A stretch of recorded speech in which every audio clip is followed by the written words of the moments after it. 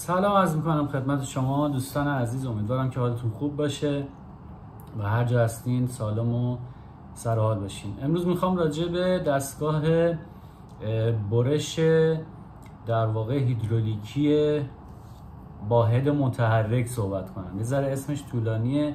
توی ترکیه بهش میگن گزر کافا پرس ماکینسی، یعنی دستگاه پرسی که هدش حرکت میکنه. حالا کار اصلی این دستگاه چیه؟ فرض کنید که شما یک رول در واقع چرم دارید یا یک رول پارچه رو دارید یا یه رول مثلا یک نوع خاصی از موکت رو دارید و میخواید اینو در یک قطعات با شکل هندسی مشخصی برش بزنید. خب چی کار میتونید بکنید؟ تو حالت عادی اگه شما فرض کنید که من اگه اینجا یه دونه پینت رو باز کنم، ببینید فرض کنید این رول باز شده در واقع مثلا پارچه‌تونه. خب شما اگه بخواید قطعات مثلا انقدر برش بزنید، خب با یه مثلا عرض چه میدونم 40 سانت و عرض پارچه‌تون که مشخصه در واقع اینه، خب مثلا میشه 40 سانت، طولش هم مثلا حالا طول و عرض اینجا خود متفاوت میشه ولی مشخصه.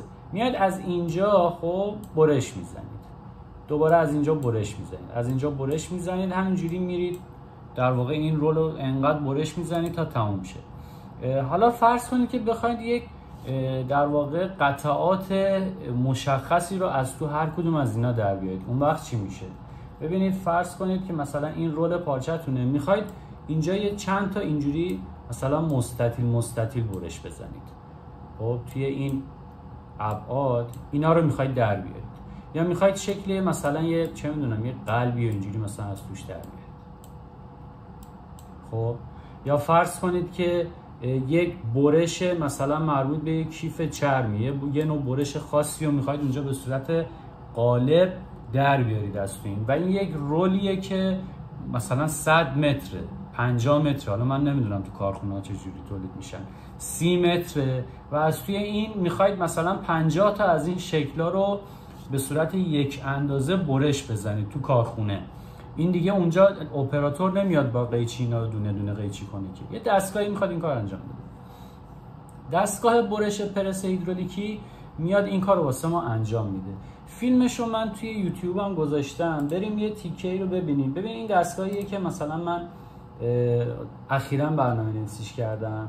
این اندازش بزرگتره. خب من اول میخوام که متوجه بشید راجع بهش دارم حرف میزنم. این قطعه میاد اون پرس رو انجام میده. هر باری که پرس رو انجام میده یک دونه از اون در واقع حالا یا یه دونه یا چند تا از اون شکلا رو برش میزنه با فشار پرس.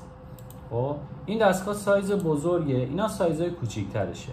ببین این هد متحرکه. خب این هدی که این وسط میبینید این متحرکه، این به سمت چپ و راست حرکت میکنه، به سمت چپ و راست حرکت میکنه که بتونه توی عرض پارچه شما خب حرکت کنه و بتونه به تعداد مشخص کار پرس رو انجام بده. این زیر، من اگه روی یکیش مثلا زوم کنم ببینید این زیر دقیقاً یه سری قالبایی رو میان وصل میکنن، به شکل در واقع اون هندسی که نیاز دارن. شما فرض کنید قالبایی که توی قنادی‌ها شیرینی فروشی‌ها استفاده میکنن، رو سینی‌ها میچینن بعد توشو پر میکنن، یه همچین چیزیه. اون زیر وصل میکنن، یه خورده تیزه، اون کاغذ چرمی که از اینجا رد میشه رو این پرس میکنه و اون شکل هندسی رو میبره. ببین این دستگاهیه که فیلمشو من دیروز یکی از همکارا دیدم گذاشته بود توی واتساپش، من از اونجا کش رفتم دیگه، دروغ نباشه. ولی ببینید این دقیقاً میبینید این برشاییه که این زیر دقیقاً اون قطعه برش دهنده رو گذاشتن. هر بار که پرس میکنه الان این داره 3 تا از اینا رو یا 6 تا نمیدونم سایزش چیه برش میزنه. حالا چند تا نکته اینجا وجود داره. ببینید این از یه طرفی این رول رو میبینید، این پارچه رو از اون طرف کامل میاد تو دستگاه، میره اون زیر، ببین از اینجا داره باز میشه دیگه، میاد میره این زیر، این شروع میکنه به حرکت کردن. این هد متحرکی که اینجا داریم ببینید از یه طرف نکنید، از این طرف مثلا از این بعد شروع میکنه میره تا اون ته. هر بار به اندازه‌ای که اپراتور توی HMI وارد میکنه حرکت میکنه، پرس میکنه، چند تا قطعه رو میبره میاد بالا، حرکت میکنه، پرس میکنه میاد بالا، و هر بار که پرس انجام میده یه برشی ایجاد میکنه و چند تا از اون در واقع پارچه ها رو برش میزنه. پس کار اصلی این دستگاه همینه، یعنی توقعی که از این دستگاه داریم، هدفی که از ساختن این دستگاه در واقع داشتن همین حرکت بوده. اینم همینه. اینم دستگاهیه که حالا ما این دستگاه رو من برنامه‌نویسی کردم، این خیلی چیزتره، کوچولوتره. این ارزش فکر کنم 2.5 متر 3 متر اینا باشه. ببین حالا هم سریعتر هم داره نشون میده دیگه تو این ویدیو. این در حال تست تو کارخونه بوده، هنوز اصلا انجام نشده بوده. اگه حرکت کنه ببینید میاد پایین، پرس میکنه حرکت میکنه، پرس میکنه حرکت میکنه. حالا چند تا نکته اینجا وجود داره. اول اینکه چقدر باید بیاد پایین. این پایین اومدنش با در واقع سیستم هیدرولیکی هستش و فشاری هستش که فشار روغن هستش. چقدر بیاد پایین؟ اون قالب های برش دهنده ای که این زیر نصب میشن اینا نباید به این فک ثابت پرس که این پایین هستش برخورد کنن. اگه با فشار برخورد کنن از بین میرن دیگه، خراب میشن و باید بندازینش دور. بنابراین مقدار حرکت به سمت پایین باید مشخص باشه. حالا دو مدل این کارو میان انجام میدن. تو بعضی از دستگاه ها میان چیکار میکنن؟ میان این بغل، اگه اینجا بتونم پیدا کنم، اینا ببینید اینجا یه سنسوری قرار میدن. خب عکس دیگه مشخصه، خیلی مشخص. اینجا یه دونه سویچ قرار میدن، یه مکانیک لیمیت سویچ قرار میدن. این لیمیت سویچ، این در واقع هد میاد پایین، ببین این قسمت حرکت میکنه میاد پایین، این لیمیت سویچ که دید برمیگردونیم بالا. خیلی ساده است. خود اپراتور اینا میاد تنظیمش میکنه در واقع که بیش از حد پایین نیاد، به اون مقداری که مورد نیاز هست بیاد پایین و کار پرس رو انجام بده.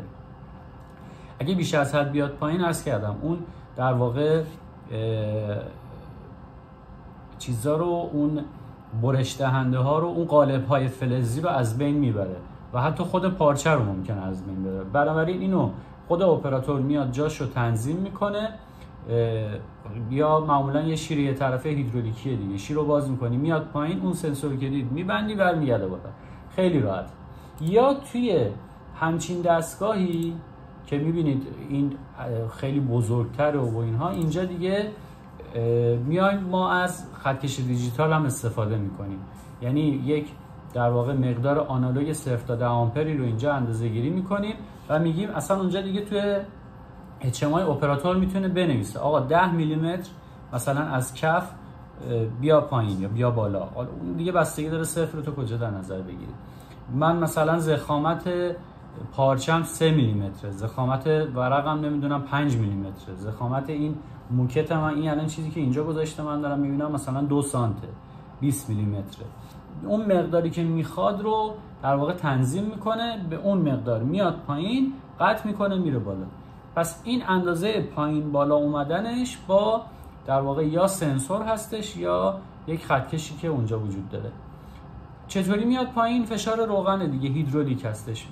فشار هیدرولیک هم تو بعضی دستگاه ها اندازه گیری میشه، کارهای حفاظتی روش انجام میشه، بعضی دستگاه هم انجام نمیشه دیگه، به خود در واقع ماشین ساز مربوط میشه. ما توصیه‌مون اینه که حتما کار حفاظتی رو انجام بدید، گرچه خود در واقع ماشین سازا معمولا این کارا رو به صورت مکانیکی هم انجام میدن. یعنی برگشت روغن دارن، اگر به هر دلیلی این فشار روغن بیش از حد باشه گیر کنه، از یه جای روغن برمیگرده تو تانک و اتفاق ناجوری نمیفته. فقط تنها چیزی که همیشه این ماشین سازا نگرانشن این هستش که از اون حدی که میخوان پایینتر نره، چون میزنه همه چی رو نابود میکنه و خب این یه نکته‌ایه که خیلی مهمه. پس یه حرکت عمودی داشتیم که با فشار روغن هست، هیدرولیکی هست و مقداری که میاد پایین باید مشخص بشه. یه حرکت افقی داریم. ببینید اینجا یه سری ریل هست، این ریل ها رو میبینید، اینجا یه سری ریل هست که این روی اون ریل ها سواره. خب توی این ویدیو من نمیدونم مشخصه یا نه، سومون اینجا این چی بود؟ توی این ویدیو خیلی مشخص نیست. توی این ویدیو چی؟ آها. ببینید اینجا یه دونه سرو موتور داریم. خب این سرو موتور مال این برای حرکت میده. اینجا یه موتور واسه یه سرو موتور هم این پشت داریم که دیده نمیشه اگه اشتباه نکنم. اینجاست. ببین این پشته، دیدین سرو موتور رو؟ دقیقاً این پشت، این سیاهی که این سرو موتور که این حالا تو این دستگاه این شکلیه، توی دستگاه دیگه یه شکل دیگه، تو هر دستگاه یه مدله. اگه بتونم اینجاها هم نشونتون بدم، معمولا اون پشت مشتا قایمش میکنن دیده نمیشه واسه اینکه قشنگتر باشه. خلاصه اینکه یه سرو موتوری اینجاها هست که این حرکت در واقع افقی رو واسه ما مهیا میکنه. این حرکت افقی چی هست؟ این در واقع عرض همون قطعاتی هستش که قراره برش داده بشه. مثلا میگه که آقا من قطعه‌ای که قراره واسه من برش بدی 30 سانت در 40 سانت، مثلا 30 سانت برش یعنی این بلوک اونجایی که یه نقطه صفری داریم اینجا، یه نقطه صفری اینجا داریم. اولش میان میگن مثلا از این نقطه صفرم که یه لیمیت سویچ هم هستش، بیا به اندازه مثلا 50 میل حرکت کن، از اونجا برنامه ما تازه شروع میشه. اونجا که میکوبه نقطه صفر ماست، بعد که میکوبه میگه حالا مثلا یه 30 سانت برو، 30 سانت میاد این ور دوباره میکوبه، یه 5 میلیمتر معمولا فضای خالی اونجا میذارن. به خاطر این ببینید فضای خالی کدوما میشه توی همین ویدیو نکنید، اینا رو میبینید، اینا رو، این همون فضای خالی است. یعنی شما هر بار که حرکت میکنی این عرض رو حساب میکنی به اضافه این خالیه. مثلا اگه این 30 سانت باشه، اینم 30 سانت و 5 میلیمتر حرکت میکنی به سمت راست و این رو به اندازه عرض دستگاه، یعنی از اینجا شروع میکنی، هر بار 30 سانت میکوبی میای این ور، 30 سانت و 5 میلیمتر میکوبی میای این ور، 30 سانت و 5 میلیمتر میکوبی میای این ور تا میرسی به این تر. به اون آخر که رسیدی دوباره برمیگردی همینو از اول و این کار رو انقدر تکرار میکنی تا به اون تعدادی که اپراتور ازت خواسته برسی. آقا میگه که من مثلا 200 تا برش میخوام، توی HMI اینو وارد میکنن. حالا این طراحی HMIش هم دیگه به هر حال وجود داره دیگه. من توی فکر کنم تو همین ویدیو اینجاها آخره ویدیو ببین، اینجا مثلا طراحی HMI، ببین اینجا اون تنظیماتی که بهتون گفتم رو اپراتور وارد میکنه. حالا این دستگاه یه مقداری دستگاه کاملتر و پیچیده‌تری بود، برای انواع اقسام تقسیم چیزاش خدایا انواع اقسام تنظیمات رو اینجا داریم. ترکی هم نوشتم دیگه، حالا اونایی که ترکی بلدن متوجه میشن، اونایی که بلد نیستن سرچ کنن یا سوال کنن، تو کامنت ها بنویسین من بهتون میگم حتما. تنظیمات انواع اقسام تنظیمات هست. البته این باز عوض شد، یه خورده یه چیزای اضافه شد، یه چیزای کم شد. اون حرکت افقی رو پس دیگه متوجه شدین دیگه، به اندازه عرض اون قطعات حرکت میکنه، میکوبه، یه مقداری هم اون وسط در واقع فاصله ای رو باید رها کنیم. حالا حرکت چی هستش؟ حرکت به صورت ابسولوت هست، یعنی نقطه صفر ما مشخصه، صفرمون مشخصه، یه مقداری به عنوان فضای اول انتخاب کردیم، از اونجا به بعد دیگه به عنوان، حالا وقتی میگه 30 سانت من نقطه اولم 30، نقطه بعدیم 60، نقطه بعدیم 90 دیگه، اون فضای خالی رو من میذارم کنار و به صورت ابسولوت باید حرکت کنم. ریلاتیو هم میتونم حرکت کنم ولی ابسولوت دقیق تره، به خاطر اینکه وقتی برمیگردی هم باز جاش باید مشخص باشه و یه وقت هستش که اپراتور میاد استاپ میکنه و وقتی ابسولوت باشه دیگه شما میدونی کجا قراره بری دیگه، راحت میری. ولی اگه ریلاتیو باشه برنامه‌نویسیش اصلا متفاوت میشه. من خودم ابسولوت استفاده میکنم ولی ریلاتیو هم میشه. بنابراین اون کار رو، حرکت افقی رو در موردش صحبت کردیم. یه حرکت دیگه هم داریم، اونجایی هستش که ببینید این پارچه وقتی که این کار کوبش در یک ردیف افقی تموم میشه، حالا این فاصله مهم هست دیگه. از اینجا به بعد این فاصله یعنی کارش تموم شده، این شروع میکنه به حرکت کردن. این در واقع پارچه هایی که ببین پارچه هایی که برش داده شدن اینجا میریزه، پشت سرش حالا فضایی که برش نخورده میاد زیر دستگاه آماده میشه برای پرس بعدی. یعنی عرض اون شکل هندسی رو هر بار کوبش زدین، طولش هم یه بار که این پارچه میاد اون طول در واقع مورد نظر اپراتور رو فراهم میکنه. بعضی دستگاه ها هم این به صورت منوال هستش، یعنی اتوماتیک دیگه نیستش. این دوتا چیز رو میبینید، دوتا جویستیک رو میبینید توی این عکس‌ها، فکر کنم مشخص بشه. ببین اینجا یه سری جویستیک هست، اینجا یه سری جویستیک هست، میبینید خود اپراتور این هد رو میگیره میبره چپ و راست. دوتا شستی داره، شستی رو که میزنه میکوبه، کار برش رو انجام میده به تعدادی که میخواد، رها میکنه، با دست اینا رو خالی میکنن، مرتب میکنن، دوباره میاره میکوبه و به صورت دستی انجامش میده دیگه.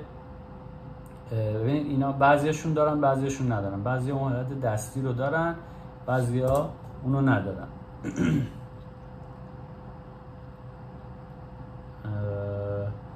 بعضیا دارن بعضیا ندارن. و در واقع این هم میشه اون حرکت طولی ما.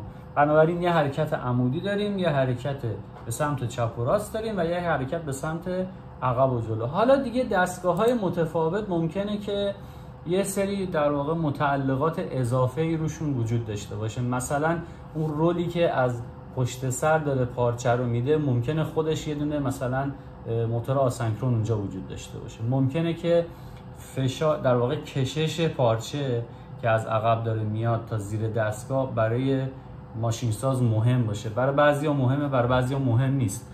ما توی همین دستگاهی که مثلا میبینید برای اپراتور خیلی مهم نبود، چون پارچه‌ای که دارن استفاده میکنن انقدر ضخیمه. اون ویدیو کدوم بود بستنش کنم یا همین. ببین پارچه‌ای که اینجا دارن استفاده میکنن به قدری ضخیم هست که خودشون کششه رو اصلا به وجود میاره. ما اومدیم یه کاری کردیم که سرعت اون در واقع رولی اونجایی که رول باز میشه، کجای ویدیو بود یه جایی نشون میدادم. ببینید اینجا، ببین اینجا این پشت مشته یه جایی یه دونه موتور بود، من یادمه الان پیداش نمیکنم. اونو دیگه سرعتش رو ما با سرعت این سرو موتور دومیه، اینم سرو موتور دیگه، این که اینجاست یه کجاش نشون میده اونجا، اینم که پارچه رو میکشه سرو موتور. این تن این ورم باز یه دونه سرو موتور دیگه هستش، اینجاست. این ور سرو موتور، اون ور ببخشید موتور آسنکرون هستش. اینا دیگه چیزاییه که توی هر دستگاه کم و زیاد میشه دیگه، یکی میخواد یکی نمیخواد. کلیات ماجرا، کلیات کار کرده این دستگاه همونی بود که در واقع همین سه تا حرکت عمودی و افقی و در واقع به صورت جلو هستش. بقیه تنظیمات دیگه یه چیزایی که تو بعضی دستگاه هست تو بعضی دستگاه نیست.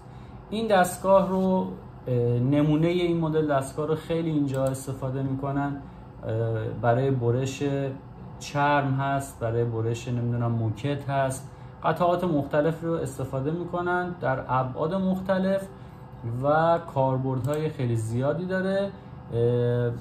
امیدوارم که به دردتون بخوره. اگه نظر خاصی دارید، سوال خاصی دارید، حتما تو کامنت ها بنویسید و یادتون نره که کانال ما رو سابسکرایب کنید. اگه خوشتون اومد لایک کنید و با دوستاتون هم به اشتراک بذارید. امیدوارم که روز و روزگار خوبی داشته باشید.